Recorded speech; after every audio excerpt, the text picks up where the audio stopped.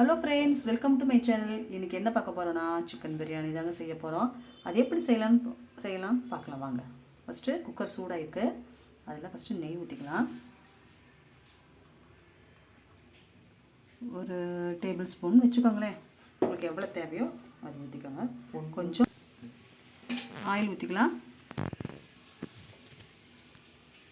இதுக்கு அளவு எப்படி தெரியுங்களா?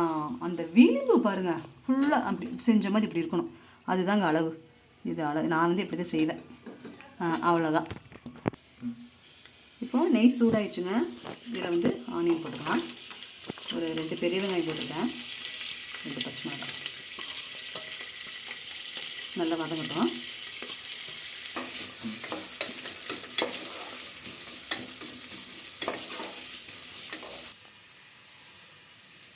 பாருங்கள், சிக்கனை உப்பு, மிளகாத்தூள், மஞ்சத்தூள் போட்டு ஊற வச்சுருக்கேன் நான். அதுக்கப்புறம் பிரியாணிக்குள்ளே போடலாம். இப்போ சில்லி சிக்கனவே ஊற வச்சுருக்கேன். அதுக்கு உப்பு, மஞ்சள், மிளகாத்தூள், கார்ன்ஃப்ளவர் மாவு, இஞ்சி பூண்டு பேஸ்ட்டு, மிளகாத்தூள், அப்புறம் பச்சரிசி மாவு போட்டு இது ஒரு 1/2 மணி நேரம் ஊறட்டுங்க. பிரியாணி செஞ்சு முடிச்சதுக்கப்புறம் பொரிச்சுக்கலாம். இந்த கேப்பில் 5 முட்டையை வேக வச்சுட்டேன். ஃபஸ்ட்டு முட்டையும் தயிர் வெங்காயமும் நறுக்கி வச்சுருக்கேன் நான். இதை ஃபஸ்ட்டு செஞ்சு வச்சுருவோம், அப்புறம் செய்ய முடியாது. ஃபஸ்ட்டு செஞ்சு வச்சுட்டேங்க. பாருங்கள், ஆனியன் வதங்கிறது கொஞ்சோண்டு உப்பு போட்டிருக்கேன். இதில் பாருங்கள், ஒரு சின்ன வெங்காயம் ஒரு 4 போட்டிருக்கேன். இஞ்சி பூண்டு, பட்டை கிராம்பு, ஏலக்காய் தூள் போட்டிருக்கேன். அப்புறம் கரம் மசாலா போட்டிருக்கேன். சோம்பு போட்டிருக்கேன். இது ஒரு 2 ஸ்பூனுங்க. இதையும் போட்டு வதக்கிக்கலாம்.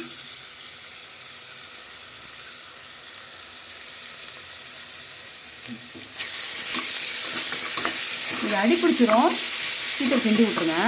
இதில் அடி பிடிக்கும். சிம்மில் வச்சுக்கோங்க.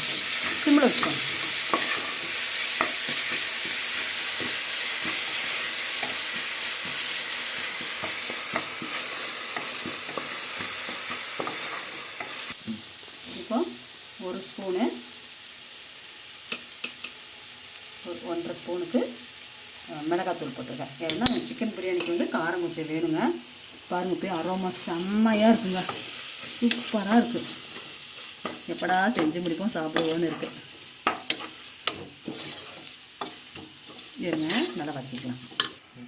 புதினாவும் கொத்தமல்லியும் ஒரு மிக்ஸி ஜாரில் டக்குன்னு ஒரு அடித்து வச்சுருக்கேங்க நான்.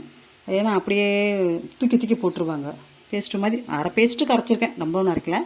ஏன்னா குழந்தைங்க தூக்கி போட்டுருங்க. சரி, அதனால் அப்படி அரைச்சி போட்டேன். அதையும் போட்டுக்கலாங்க.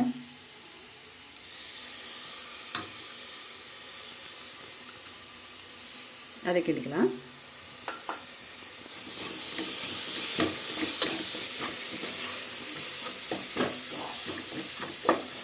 ஏன்னா கொஞ்சம் கலர் மாறும், ஆனால் டேஸ்ட் நல்லா இருக்குங்க. அந்த ஃப்ளேவர் ரொம்ப நல்லாயிருக்கும்.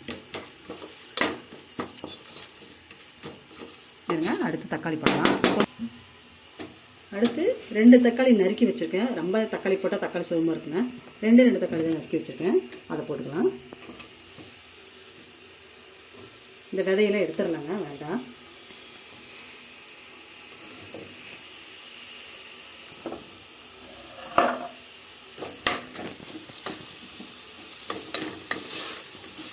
கொஞ்சம் தொக்கு மாதிரி வரட்டுங்க.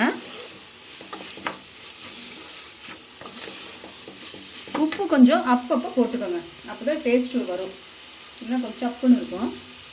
அதுக்கு தகுந்த மாதிரி உப்பு கொஞ்சம் ஒவ்வொரு ஐட்டம் போடுறப்போ கொஞ்சம் உப்பு போட்டுக்கலாம். அப்போ தான் எல்லாத்துக்கும் உப்பு பிடிக்கும். நம்ம கடைசியில் போடுறோம் அப்படின்னா உப்பு பிடிக்கிறது கொஞ்சம் கஷ்டம். அதனால் அப்பப்போ நம்ம சமையல் பண்ணுறப்போ கொஞ்சம் உப்பு போட்டுக்கிட்டே இருக்கும், வரும். இது இப்படி தாங்க நான் செய்வேன். பாருங்கள், நல்லா எண்ணெய் பிரிஞ்சு வந்துருச்சு. இந்த டைமில் என்ன பண்ணோம்னா, நம்ம மேரினேட் பண்ணி வச்ச சிக்கனை போட்டுருவோம். 4 பீஸ் வாங்கியிருக்குங்க. எங்கள் வீட்டுக்கு 4 பேருக்கு 4. ஓகேவா? இதை இன்னும் கிண்டுவோம்.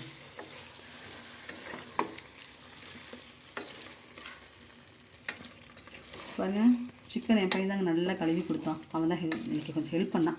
அது கொஞ்சம் ஈஸியாக இருக்குது எனக்கு. நல்லா சூப்பராக கழுவி கொடுத்துட்டான். இருங்க, அரிசி போடுவோம்.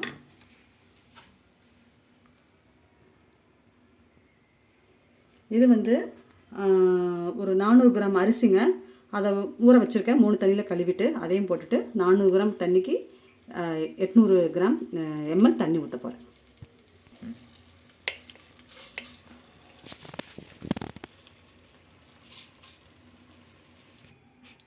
மேலே கொஞ்சோண்டு நெய் ஊற்றிக்கலாங்க. நான் வந்து அளவு தண்ணி ஊற்றிட்டேன், உப்பெல்லாம் போட்டுட்டேன், குடிச்சு பார்த்துட்டேன், எல்லாமே சூப்பராக இருக்குது.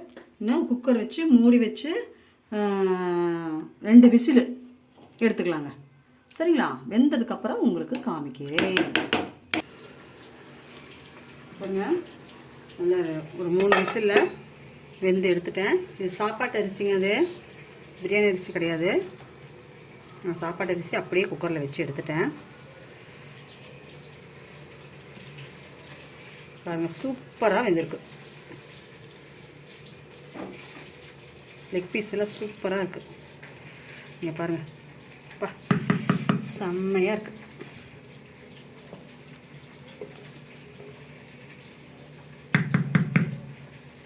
பாருங்கள், ரொம்ப நல்லா இருக்கு. இன்னும் சில்லி சிக்கனை பொரிச்சிட்ருக்கோம்.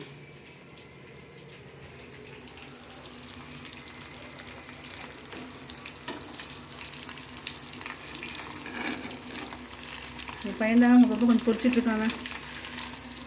இது வீட்டில் செஞ்ச மசாலா அது கொஞ்சம் ஒட்டிகிட்ருக்கு, கொஞ்சம் பிரிஞ்சும் வருது. கடையில் வாங்கினா அது என்னென்ன பொடி போடுறாங்கன்னு தெரியல, அதனால் வீட்டில் உள்ள பொடியை போட்டாச்சு.